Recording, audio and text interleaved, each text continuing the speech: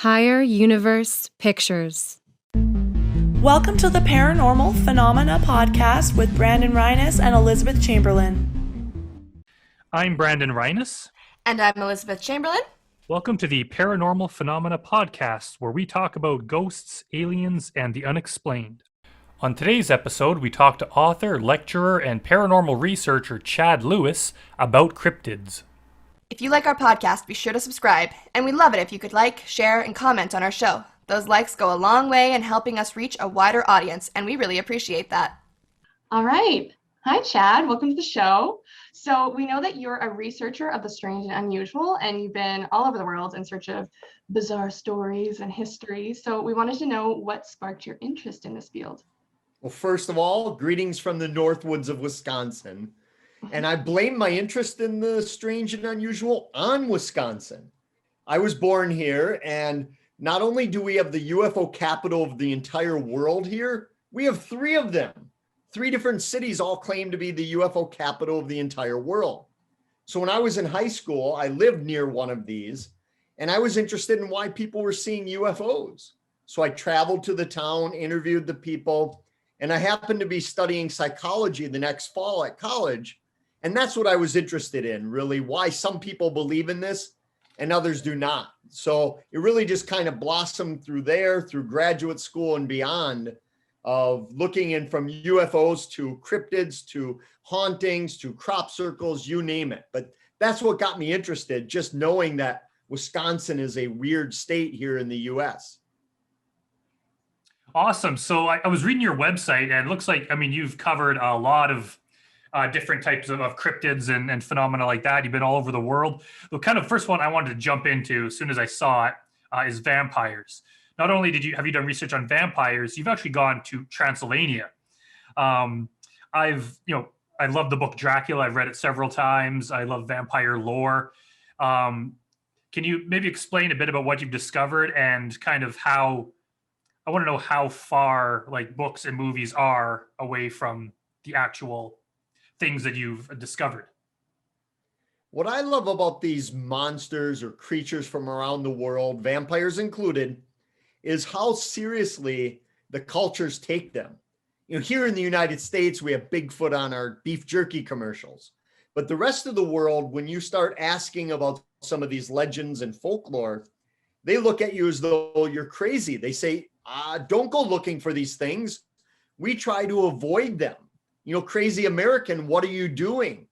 They really believe these things bring upon misfortune, mishap, or death. So when I was in Transylvania, I was a bit amazed at how when you get out of the bigger cities, much like anywhere in the world, you see that the beliefs are really held tight, the old cultures. So even if they didn't necessarily think a vampire was going to come up out of the grave and attack them, they still had held those old beliefs where they might take the cremated remains of a loved one and grind it up and make it into a soup, and the entire community would consume this soup to spread out the power of that person so they could not come back and get you from the dead. So I was just thrown back by how many people still held these beliefs in some of these areas. And I found that to be true around the world. That's just like wild that they make them into soup. Well, the old belief was that when someone passed, you would chop off the head, decapitate it, and bury it separately from the body, just in case they came back from the dead. The head wouldn't have the body, or the body wouldn't have the head to come after you. So it was an extension of that, taking it a step even further. So in Transylvania, did you find reports of vampires? Kind of like there's been reports of people actually seeing Bigfoots and that kind of thing. Are these something that are still like walking around? Do people actually have sightings? I didn't come across any firsthand encounters from people that I interviewed, more of the general folklore, the general belief that these things are real and that they're out there.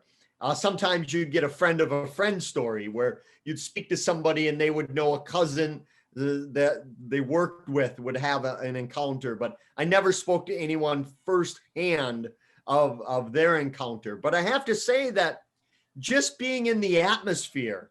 I was staying out in the middle of nowhere at a little farm one night, and I had to come back into town about 2 miles away to get some supplies. And it was getting dark, and all I had with me was a little miner's lamp that you could wear on your head, a little flashlight there. So I started walking into town thinking, this is amazing. I'm in Transylvania, the moon's out, I'm going through the woods. But then when you're in the woods and you start to hear branches cracking, your mind, conjures up images of, Vlad the Impaler coming to get you. So it's a lot different being there. I mean, it's hard not to let your imagination run wild. Yeah, absolutely. So, I mean, vampires, they've kind of gone through a lot of changes back to like, even just in fiction from the 19th century up until kind of modern day vampires, where they're kind of, romantic type characters that are maybe a bit less threatening. How does that, why do you think it's changed over the years, and how does the modern vampire differ from the kind of historical ones that you've discovered in Transylvania? They certainly changed in the United States and maybe North America, but not in the old countries. They still believe these things are mindless beasts, that they're hideous looking. They're not very intelligent. They often come out wrapped in their burial garb, still wearing it, have blood all over, dirty, foul smelling, more like a zombie, if you will, rather than the vampires that sparkle in the sun and they're all, A-list celebrity actors and models here in the United States. The other countries, they still believe in this gruesome, macabre, old creatures of lore, which, I much prefer that than, some of the models we have here in the US. Don't we all? So do you find, like I've been to Loch Ness and that kind of thing, and the locals, they really capitalize on the tourism and, trying to make a buck off of what they're famous for. Did you find that over there? Or you kind of mentioned that people are still scared of it. Is it something they don't want foreigners coming in to investigate, or do they kind of enjoy their notoriety? I think it's a little of both. When you go to more of the touristy type spots, you'll see almost a flea market atmosphere of people selling t-shirts and Dracula wine and the like. And a lot of skeptics will point to that as saying that it lends disbelief or somehow tarnishes the credibility of the folklore, because people are capitalizing on the legend, where you would do that no matter what. If you had gold in a mine somewhere, you'd capitalize on it. So by the fact that they're promoting and embracing the legend, in my mind, does not diminish the credibility whatsoever. Yeah, I would agree with that. I really like that gold mine example that you just gave. That's really good. It doesn't make the gold any less real. It just makes it, capitalized. Right. And I would do the same. And we see that all over, that more and more of these communities that have a legend, they're embracing it. You're starting to see more festivals promoting the legend, whether or not the community actually believes it, but they like their odd history and they're celebrating that uniqueness that maybe sets them apart from some other community. So are there, maybe it's a simple question, but are there modern day vampires? Well, there's certainly reports of modern day vampires. Here in my home state, we have a place in Mineral Point where people believe since the 1980s that vampires have been terrorizing people out at a local graveyard. A police officer was one of the first witnesses of it. And since that time, people claim that they're jumping out of shadowy areas. So we still get reports of them, but I don't think anything like it was 100 or 200 years ago, where most people that see it or hear of it now just kind of scoff at it as more of a legend or a cartoon, if you will.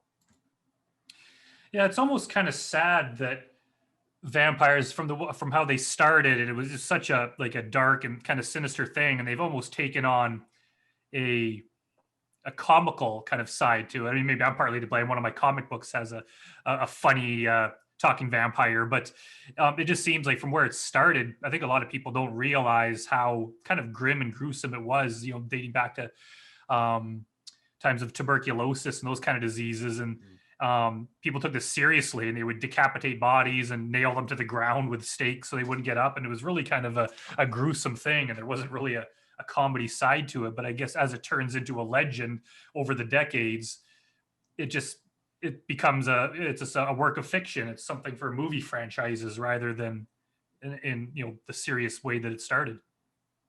And I think a lot of people now look at vampires more interested in people who believe they're vampires, that you'll go to these bloodletting clubs and things of that nature where you get people who believe that they're actually immortal and they consume blood, but they're a lot different again than what we would consider the traditional vampire of folklore.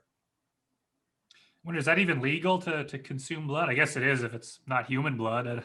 I'm not sure about that. Yeah, and maybe it's if it's consensual. I don't know. Yeah, it's maybe legal if it's consensual. I know that for sure. I've seen posts about this. Well, that is very odd. So maybe we'll move it along from the vampires, and we'll get into Mothman. I've always found the story of Mothman very interesting. Just for our listeners that don't know about it, if you could maybe just give a brief explanation of what Mothman is. Sure. Well, the original Mothman type story out in Point Pleasant here in the United States began with people seeing what appeared to be a moth type man with wings, more of like a bat-like creature of some aspects, really strange, mystifying, and it really set a small town on fire for many weeks when people kept encountering it. And it really became one of those celebrity cryptids as more and more stories of it began spreading through the area. And then, of course, there was a tragedy of the bridge collapse, which only cemented the legend in history. And many believe it was tied to the sightings of Mothman, as though it was some sort of harbinger of death, the death omen, that when it arrives, bad things were going to happen. So I think that really portrayed it as this dangerous type creature. And it was also surrounded in all these other phenomena. You had, UFO sightings with it, people talking about all kinds of different oddities and weird creatures appearing to them. So I think there was an entire case built up when it first began, but then it spread all over. And now we're seeing reports of these giant flying like bat creatures all over the world, especially here in the Midwest of the United States. So what do you think Mothman was? Do you think it was an animal, or do you think it's something paranormal, an alien? Like what is your personal opinion on it? The difficulty with that is that by so many accounts, it wasn't acting like any known flesh and blood animal, some undiscovered species or a species thought to be extinct that is no longer extinct. It wasn't acting like that, from glowing eyes to seems to be able to move as quick as it wants, all kinds of other supernatural things that would not tie it to a flesh and blood creature. No body, no hair, no scat, nothing left behind. But on the other aspect is that wasn't really even there. Many people believe that it was some sort of supernatural entity that could come and go as it wanted or wants to. So many things just don't line up. And it's the more you dig into it, the more puzzling it becomes, and the more questions than answers you end up with. And I know a lot of skeptics will kind of chalk the whole thing up to hysteria, that once word got out, all of a sudden everyone was seeing this thing. But if I'm not mistaken, the first few sightings were all in a very short period of time. I mean, they didn't have Twitter back then, so there's no way word could have spread within a short amount of time between people that didn't know each other in those first 3 or 4 sightings. So it's hard to believe that they were either making it up or seeing something normal like a bird. The fact that many people saw this, I find that kind of strange. We find that a lot from skeptics and their explanations as to how these stories grow, that obviously when somebody reports it, everybody gets crazed and they start seeing owls and thinking it's the Mothman. But what I discovered on my research, dating back with sea serpents to Mothman to many other cryptids, is what you find is that once a report comes out, people are much more likely to keep an eye out for that thing. So it's not that they're misidentifying or hallucinating or hoaxing something. They're just more on alert. Much like when you buy a car, all of a sudden you start seeing every other person that owns that same car that you never noticed before because you're on the lookout for it. So I found that happens quite a bit rather than people getting caught up in mass hysteria or delusions that they simply are watching for it. So it seems more likely they would spot it more often. I'm not really familiar with Mothman, so this is all like brand new information to me. But I can totally see how that, like once the word gets out, people are like, their eyes are more prone to seeing it. Like I've totally experienced those kinds of things before. Like you said, you get a car and then all of a sudden you notice all the people that have your car, but it's not like more people have the car than before you had it. It's just that now your eyes are more prone to seeing it because you're used to it and because you're on the lookout for it and stuff. So I totally buy that 100%. There's a river on a lake on a river, and the Mississippi River, where there's a $50,000 reward here in Wisconsin for a creature called Peppy, a sea serpent. And there have been sightings dating back, written accounts to the Civil War and oral accounts much, much further back.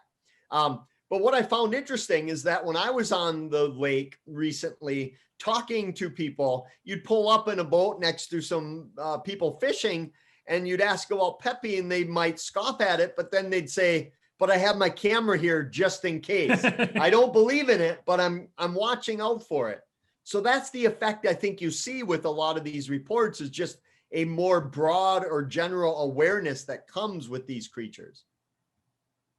And I think with Mothman, I think perhaps the collapse of the Silver Bridge that you mentioned, and I can't remember how many people died, but quite a few people died in there.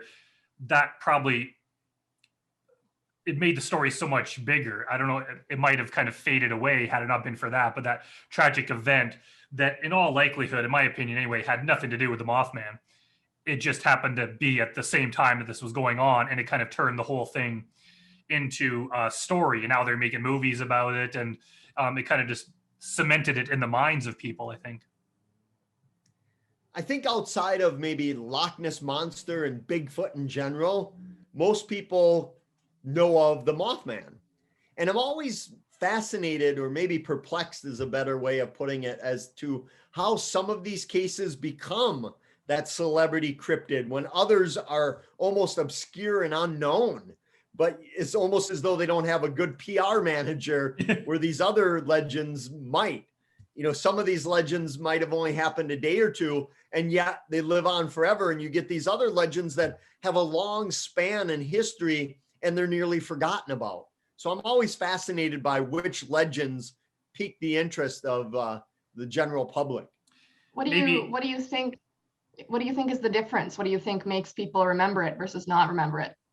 Well, obviously, I think in the case of the Mothman, the bridge collapsing and all the deaths, the dozens of deaths. But I think overall, in general, I think it's a long history.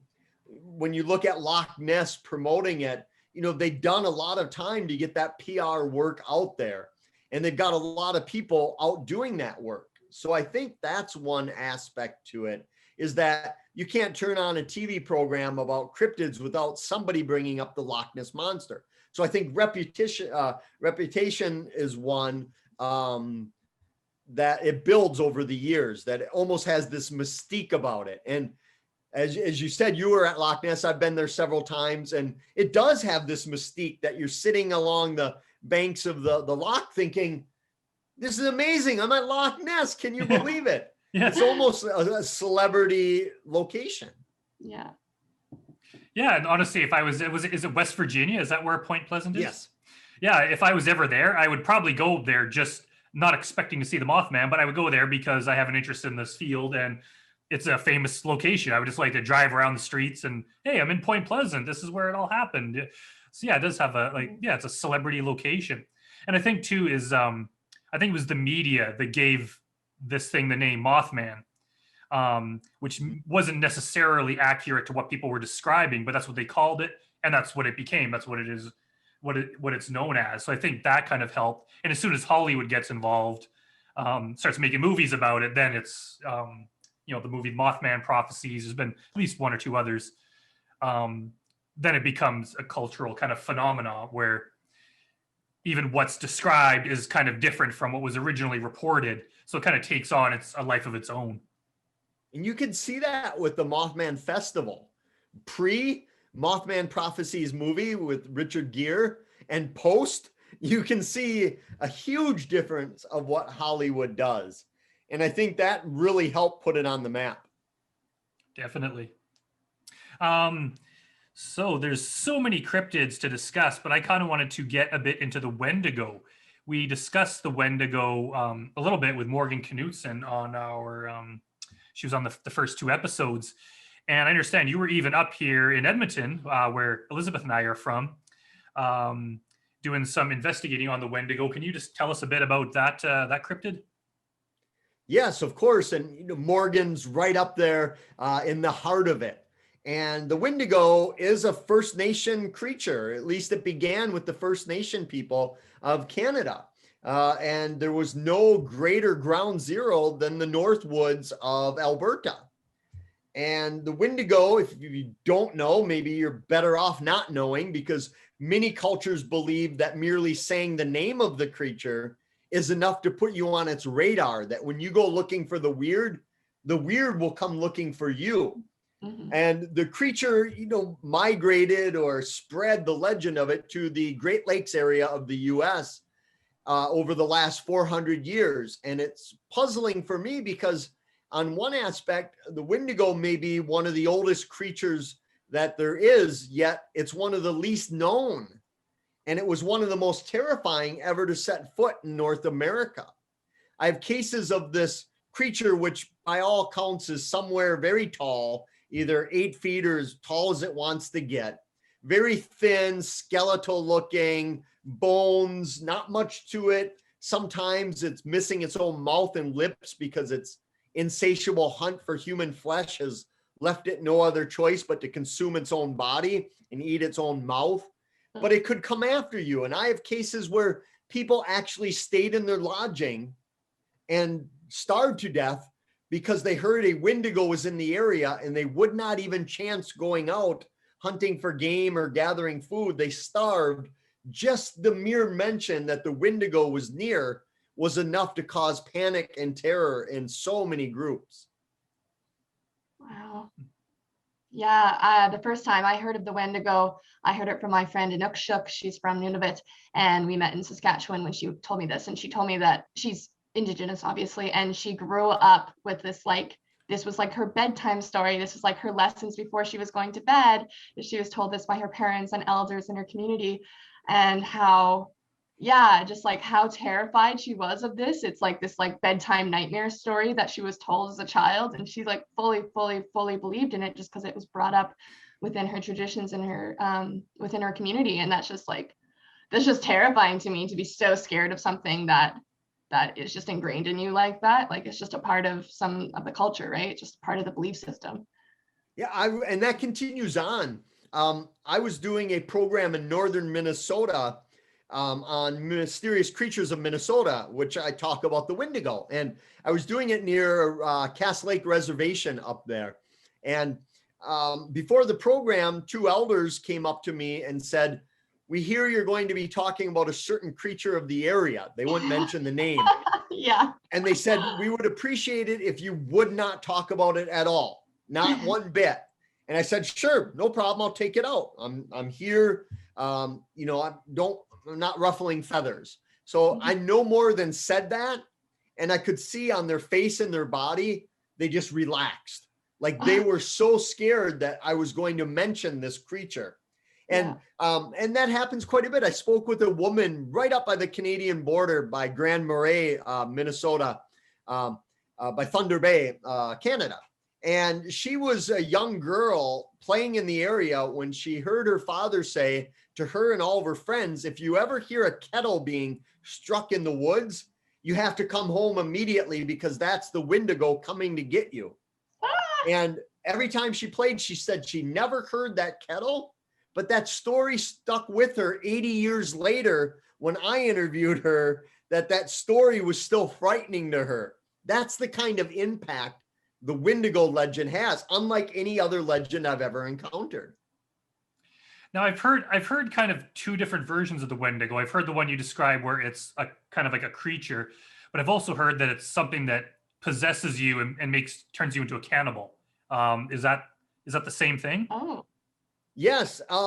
My colleague Kevin Nelson gave a great metaphor of it, saying that it's kind of like a stages of a butterfly, the cocoon and the the metamorphosis of it. That yes, it can come in flesh and blood, and there were many accounts where it did, where it was some creature that you think you could at least try to fight or kill. But then other accounts where it was more of a spirit form, and that could possess you and slowly turn you into a Wendigo. And most of the cases where people were killed because they thought they were turning Wendigo. And it was thought that it was the responsibility of the community, the town, the tribe, whoever it was, to kill that person before they turned Wendigo, where they would kill everybody. And many of these victims who felt they were going Wendigo, they begged to be killed because they did not want to turn into the Wendigo and devour their friends and loved ones. that is so sad. Oh my gosh. I remember Morgan, Elizabeth and I talked with Morgan Knutson, and she talked about the case of Swift Runner, a guy from around this area where we live, and how he showed up and basically reported to the police that his family was dead, and it turned out he killed them, thought he was the Wendigo, and had cannibalized them. He ended up being the first person hanged in Alberta. And I found that very disturbing that it happened so close to where we live. I didn't know that kind of thing happened around here. If people are at least aware a little bit of Wendigo, they probably heard the Swift Runner story, because it's touted as a great example of somebody turning Wendigo. And Swift Runner, who was about 40 winters of age at the time, did go crazy in a harsh Canadian winter. No game was to be found. Food was scarce. He was starving. And he said he became possessed by the Wendigo, ended up killing and consuming his family. And then they took his life at the end of a rope at Fort Saskatchewan. And what happened to his body? We have no idea. Usually a suspected Wendigo was burned till there was nothing left. Otherwise, its spirit would just go back into the woods and wait for somebody to go hunting and then take them over. So the people at Fort Saskatchewan, the historians, while we were there, they said, we don't know. Newspapers said they were simply, his body was just dumped on the edge of the gate of the fort and left there. And we don't know if his own people took him and burned him, or if he's buried at the fort, but his body is lost the history, if you will. So the authorities, the ones that executed him, do you think they believed that he was Wendigo, or do you think that they just assumed he was a criminal or mentally ill? Do you think they bought into the story, or did they just didn't believe that kind of thing? If you read any of the newspaper accounts of that era, they were blatantly racist, demeaning these people as savages, that they didn't know any better, that they believed in this mental illness that they were suffering. They certainly didn't believe the Wendigo legend or even Wendigo possession of the time. They thought these people needed religion. So if you could convert them, that would end the Wendigo stories. And that's often what they tried to do. So they had little sympathy for these people. And a lot of the people were First Nations people, that they had never seen white people. They certainly didn't know the laws of the white people. And again, they thought it was not something done in anger. It was done out of love and compassion, that they did not want their loved one to suffer and become a Wendigo, so that they would dispose of them in the best way they could. And then, of course, when the white law wanted to establish and rein in the First Nation people, they would put them on trial. And a lot of them got harsh sentences for doing what they thought was their duty. Yeah, it's a pretty horrific story from any angle you look at it. And strange here, we like to think that we have such a peaceful kind of history up here in Canada, but that's really not the case. Yeah, you have hundreds of cases of people. And what I found interesting is that when you were up in the Slave Lake area, up in northern Alberta, just one case of a father and his son, murdering or disposing of the Wendigo, which was the wife, and burying her body. They were charged and arrested. But in the newspaper accounts, when I was digging up, newspapers were talking about 50 to 75 people a month dying of starvation in Slave Lake. So, these deaths of people not having enough food, that didn't matter. But if you killed someone who was obviously ill and sick and running through some issues, you'd be put on trial. But I just found it amazing that they would go through the trouble when there was such a storm of death everywhere that they would pick out certain ones to prosecute. Yeah, unfortunately, that was just so the reality, and sometimes still is for Indigenous peoples. It's very, very unfortunate that they would pick and choose the time to try to deal justice and not do it by the Indigenous ways and not try to communicate. That's just so sad. Yeah, and I think that's part of the Wendigo legacy that, as I mentioned, the old newspaper stories are horrific about the way they portrayed a lot of these peoples. And even more so than that, we tried to, and we still do, my co-author Kevin Nelson and I called it white-splaining. That, we know more obviously today than these people knew. This had to be a legend, a hoax, or a mental illness. It couldn't have been real because we know so much more than they knew. And so I think that's a problem a lot of people engage in, that dismissing it as the superstitions of a less educated peoples, when in fact, we have no evidence whatsoever to dispute that it wasn't real. If thousands of people believe something, for a lot of times we call that religion. And, here in the US, people believe in all kinds of weird stuff, but we often don't look back and try to explain Catholicism, for instance. Mm-hmm. Yeah, it's so strange. It almost seems like arbitrary what is decided to be civilized and what is decided isn't civilized. It's just they pick and choose whatever works best for them, rather than actually trying to have that discussion with Indigenous peoples and learn their ways. So yeah, I agree completely. So the last one I wanted to touch on is the Beast of Bray Road. So if you could talk maybe a little bit about that, Chad, and is it a werewolf or is it something different? Well, I think that's up to the witness to decide, but I'll tell you what it looks like. And it began when my good friend and colleague Linda Godfrey was working as a journalist in southeastern Wisconsin. And she started getting reports of people driving down a small stretch of rural road called Bray Road. And there, usually at night, but not always, they would see, for a lack of a better term, what they thought was a werewolf. A giant 7-foot biped running upright on its hind legs like you and I do. But it had the deep matted down fur, the long muzzle, the fangs, the claws, something straight out of a horror movie as a werewolf. And they started reporting this. And then soon these reports spread throughout the Midwest. And you got the Michigan Dogman reports and other people seeing these creatures that were the size of a bear, but shaped more like a wolf and menacing and terrifying. And they had no explanation as to what it could be. So one thing I've always kind of wondered, and we discussed this with Morgan, is, you mentioned the Michigan Dogman. There's a lot of reports of creatures and they all have similarities. Do you think this is all the same thing being reported in different ways? Or do you think there are distinctions between these different creatures? I'm not certain whether they're different species or different creatures altogether, or if they're the same creature and just a little bit different, or maybe people are seeing them differently. And that happens quite a bit with sea serpents. Sometimes you get people explaining that they're more of a long snake or eel-like, where others report more of that humpback creature, much like what you would think of the Loch Ness Monster.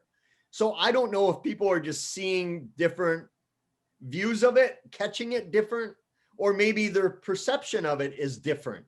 And that happens quite a bit. You get a carload of witnesses And all of a sudden, some of them see one thing where others will see it quite different. So I don't know. I think that it would be rare that it would be two different unknown creatures roaming about, but who knows? Awesome. So do you think, are you more of the opinion that these are real life creatures, or do you think that they're like from a, I would say, another dimension? Or, I mean, I've heard different kind of theories on this. What is your ultimate take on it? Well, the theories run everything from flesh and blood to ultra terrestrial to time travelers to whatever. And I guess I don't know. So many things make me think they're flesh and blood, where they leave behind footprints or maybe some weird fur or a sample. But yet on other aspects, some of them are impervious to weapons, and they have glowing eyes, and they disappear for decades on end and then reappear. And you would think if they were flesh and blood, where are they going? What are they doing? So I simply don't know. And that's not a cop out of not answering. It's just after so many years of doing this, again, I don't have the answers. And part of that is the motivation to keep moving forward. But, I go back and forth because it doesn't seem to fit into any either or category. We talked earlier about how when you are looking for things, sometimes you see them more often because it's just on your mind. So obviously you've been doing this for a while and you've been looking for these things. Have you ever seen anything yourself that's suspicious or close to anything you're researching? Short answer is no. That traveling to thousands of these places, interviewing thousands of witnesses, you would think just by chance something would happen. Yeah. But, knock on wood, nothing where I would say that was 100% paranormal. Mhm. Odd things, maybe you catch some weird mist on your camera that wasn't visible with the naked eye, or hear a weird scream or growl, but it's always just enough to make you wonder, was that something else or paranormal? Thank you so much, Chad. We'll have to have you on again because there's so much more to get into, but that was great. And for myself, I learned a lot, and I hope the listeners did as well. Thanks, and keep an eye out. So Elizabeth, what did you think of that interview? I thought it was really cool. Like you said, I thought I just learned a lot. There were things I didn't know that now I know, and that's really cool. Chad seems super cool. Like what a great guy, hey? Yeah, he's I can tell he's done interviews before because he's just direct and to the point, and he knows how to put things in the most clear, concise way, keep it interesting. It's kind of a dream of mine. I would love to be able to do that. Just, go to Transylvania and, look into vampire lore, travel to, Point Pleasant, West Virginia, look into the Mothman. That's maybe one day when this show starts making more money, we'll be able to go and do live on location reporting. That would be amazing. That's literally my hope too. Yes. Oh my gosh. I was thinking that so much. It's just man, me and Brandon need to go on location. Yeah, it was funny. I've been to Loch Ness. I went there with my family. I think I was 10. So I wasn't really old enough to fully understand everything. But going back, I would love to go back and just, from an adult perspective, kind of, see things in a different way. But I remember we went out on the Loch Ness in a boat that had sonar on it to look for the Loch Ness. And of course, in hindsight, it was just basically a tourist trap just for them to make money. But of course, at the time, I thought it was a very, very good chance we were going to discover the Loch Ness Monster, which never happened, of course, but it was fun to do that. Dang. So if we want to go on we had another scary story submitted to us. This one was from Kelly K. We will keep his identity anonymous unless he chooses to differently. So if you wanted to read Kelly's story, and then we'll decide what we think of it. Sure. None of us have read this yet, so. I haven't even read this yet, so I'm kind of hearing it for the first time along with our listeners. Okay, let's see. So, many years ago, I was about 14 and we lived in the Edmonton River Valley. The area is known as Rossdale, and the houses we lived in were old, very old. Most of them had root cellars. And our neighbor was a single mother of 2 young kids, to which I would often babysit for every so often.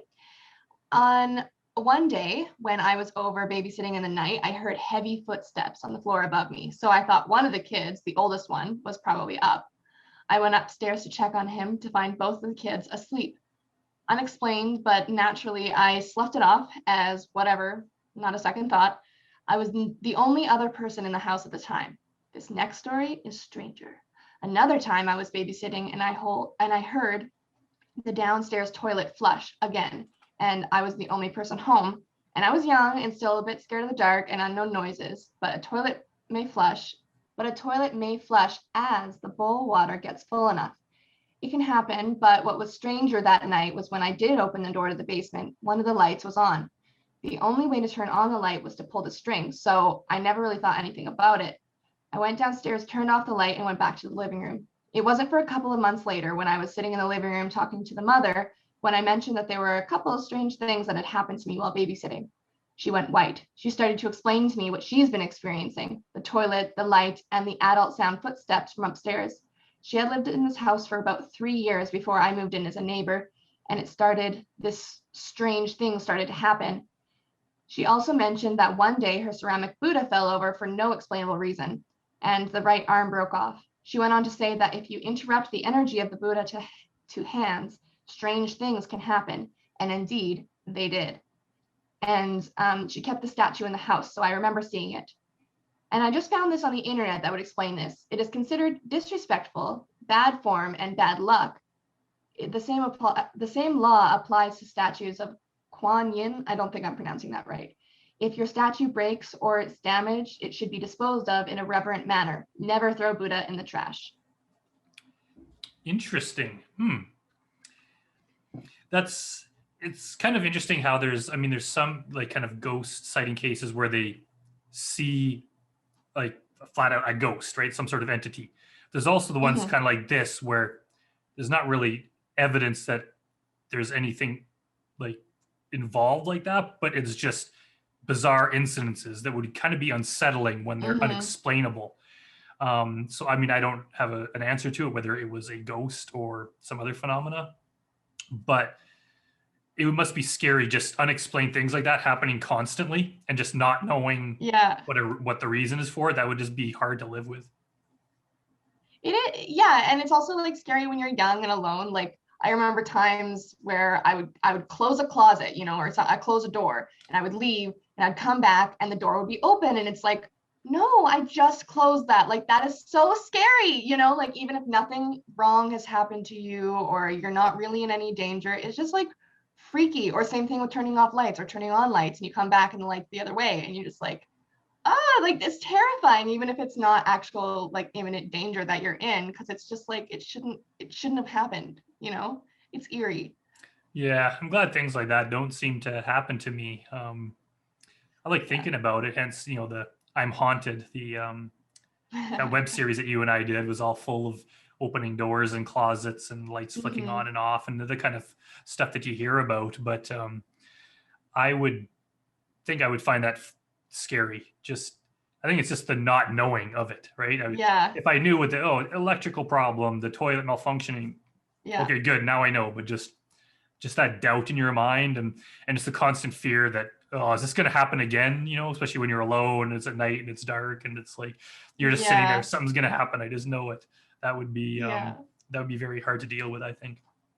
Yeah, totally. I find it interesting, the part about the Buddha statue and how it was knocked over, broken, it fell over, unexplained, was broken, and that was maybe somehow the source of the energy. I don't know. I feel like I went to a Buddhist temple for a while and studied a lot with them, and I don't know. I feel like there's not a lot of what is that word? Malevolence,